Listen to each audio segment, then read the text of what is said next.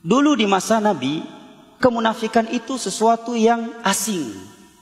Asing sekali kemunafikan itu. Dan akan datang suatu zaman di mana iman yang akan asing dan kemunafikan yang akan terang-nerang.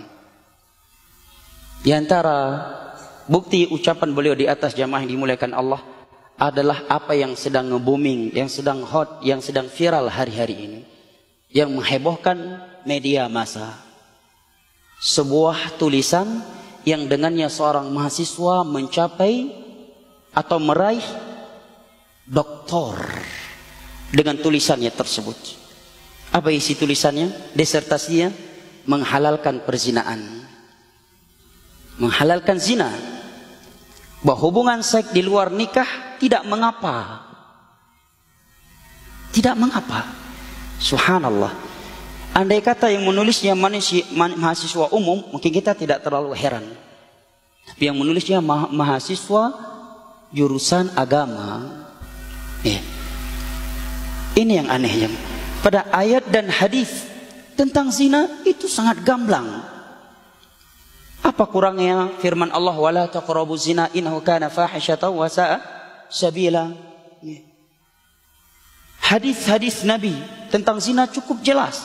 Nabi menyebutkan orang yang berzina, orang yang berzina di hari kiamat, tatkala Allah belum memaafkan mereka atau mereka belum bertaubat dan Allah belum memaafkan mereka, mereka dikumpulkan, dicampurkan oleh Allah dalam sebuah wajan, berisikan minyak yang mendidih, kemudian mereka dimasak secara seksama di dalamnya.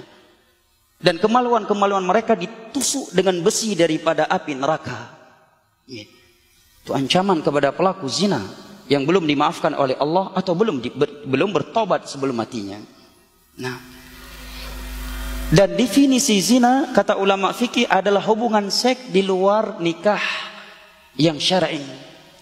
Padahal perbuatan zina, jamaah yang dimuliakan Allah, jangankan ditinjau dari sisi agama Islam, ayat Al-Quran dan hadis, secara logika pun itu sesuatu yang jorok dan kotor. Coba andai kata zina boleh, jamaah. Seorang punya istri, istrinya bisa zina. Malam ini bosan sama suaminya, pergi ke hotel main sama laki-laki lain. Jadi apa, jamaah? Dia nggak tahu anak yang lahir nanti itu anak dia ataukah anak orang lain. Apa yang akan terjadi? Makanya Allah katakan innahu sa'at sabila. Perbuatan zina itu sangat kotor, sangat buruk akibatnya, bercampur baur, tercampurnya keturunan. Tidak diketahui ini anak siapa secara pasti. Belum lagi secara tinjauan ayat-ayat Al-Quran dan hadis. Bahkan disebutkan oleh Al-Imam Al-Bukhari dalam kitab sahihnya pada bab ayyamul jahiliyah, hari-hari jahiliyah. Hari-hari jahiliyah. Dari seorang sahabat Maimun bin Amr, beliau menyatakan ra'aitu fil jahiliyah qirdatan ijtamad alaihi al-qiradah farajamatha farajamtu ma'ahum atau kama qala. Di masa jahiliyah aku melihat ada sekelompok kera merajam dua kera. Dalam luar Bukhari dinukilkan oleh Al-Hafidh Ibnu Hajar ketika mensyarah kisah ini dari Abu Ismail, dalam mustakhraj beliau, bahwa ada dua ekor kera, pasangan jantan dan betina, sedang tidur. Tiba-tiba datang kera jantan lain, menggoda kera betina. Kemudian mereka pergi berdua. Setelah itu kera betina tersebut kembali lagi ke suaminya. Dia kembali peluk suaminya. Tiba-tiba suaminya, kera yang jantan ini bangun dan mencium dari tubuh kera betina ini bau kera lain. Fasah, dia pun langsung berteriak, datanglah seluruh kera, dan dia berikan isyarat, maka mereka pun semua menangkap seekor kera yang dianggap telah berzina dengan kera jantan betina ini, kemudian mereka merajamnya. Tatkala aku melihat mereka merajamnya, aku pun ikut merajamnya. Subhanallah. Rupanya di zaman jahiliyah, kera sekalipun menganggap zina itu perbuatan yang jorok, yang menjijikkan. Sekarang justru segerombolan profesor, segerombolan doktor, dosen berkumpul ngasih disertasi buat mahasiswa yang membolehkan zina. Ini siapa yang nggak waras? Mana yang lebih berakal? Kera tadi atau orang yang membolehkan dan membenarkan disertasi yang menghalalkan zina, jemaah? Dan saya yakin orang yang membolehkan zina, hati nuraninya pun mengingkarinya. Kalau dia benar-benar menganggap zina itu halal, dia tidak boleh marah kalau ada orang lain berzina dengan istrinya sendiri.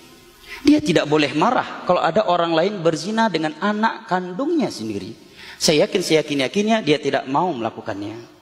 Seperti ada sebuah perdebatan, ya, beberapa tahun yang lalu, mungkin berapa puluh tahun yang lalu, terjadi perdebatan antara sebagian manusia yang berkeyakinan bahwa manusia ini keturunan kera. Sekelompok lain, ya, mengingkarinya, ya, bahwa manusia ini bukan dari keturunan kera. Maka saking cerdasnya orang yang mengingkari manusia dari keturunan kera, mereka menyatakan yang beranggapan dari keturunan kera kami persilahkan duduk di sini. Paham ya? Ini pertanyaan yang memukul, ya kan? Ya. Yang merasa dari keturunan kera, saya persilahkan duduk di sini. Mereka nggak mau. Berarti apa? Hati nuraninya sendiri mengingkari statementnya yang menyatakan bahwa manusia adalah keturunan kera. Karena dia berdalil bahwa Yahudi yang dikutuk oleh Allah di masa Nabi Musa menjadi kera dan khanazir. Padahal dalam hadis Sahih Muslim, Nabi menerangkan bahwa Yahudi yang dikutuk oleh Allah menjadi kera dan babi, Allah tidak berikan keturunan untuk mereka. Mereka punah setelah itu, nggak punya keturunan. Ya. Demikian juga ini. Coba tanyakan kepada orang yang buat disertasi tadi bahwa zina halal. Andai kata istrinya berzina dengan seseorang, dia marah enggak? Anak kandungnya berzina dengan seseorang, dia marah enggak? Pasti akan marah. Hati nuraninya, tapi lihat karena filsafat Yunani orang bisa rusak. Itu disebut dengan ilmu kalam. Maka ilmu filsafat Yunani dari semenjak muncul masuk ke dalam Islam, ya, di abad ketiga dan seterusnya langsung diingkari oleh Imam Syafi'i, Imam Ahmad. Itu pertama masuknya di masa Khalifah Ma'mun. Filsafat Yunani diterjemahkan ke dalam bahasa Arab. Dari filsafat Yunani itulah dia memaksa para ulama untuk menyatakan Al-Quran makhluk. Dia paksa ulama. Di antara Imam Ahmad di penjara, namun Imam Ahmad tegar di atasnya.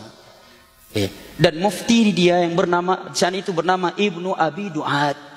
Filsafat Yunani itu asal muasalnya membuat manusia berbicara dengan akal, tidak lagi berbicara dengan dalil. Bahkan sebagian mereka mengeluarkan statement akal lebih tinggi daripada Allah. Karena kalau bukan karena akal, Allah tidak disembah katanya. Maka akal lebih tinggi daripada Allah.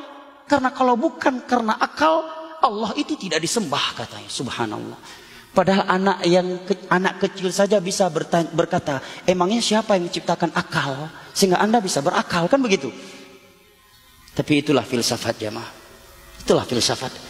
Maka Allah berfirman di dalam Al-Quranul Karim, "Innama kana qaulal mu'minin idza du'u ila Allah wa rasulihi liyahkuma bainahum ay yaqulu sami'na wa ata'na wa ulaika humul muflihun." Ciri mukmin sejati kalau sudah dihadapkan kepadanya hukum Allah dan hukum Rasulnya, dia selalu berkata sami'na wa ata'na. Masalah dia belum mengamalkannya, ini urusan lain. Ya, sami'na wa ata'na. Ini kriteria mukmin ketika sudah mengetahui hukum Allah dan Rasulnya. Wa ulaika humul muflihun, dan mereka adalah orang-orang yang sukses.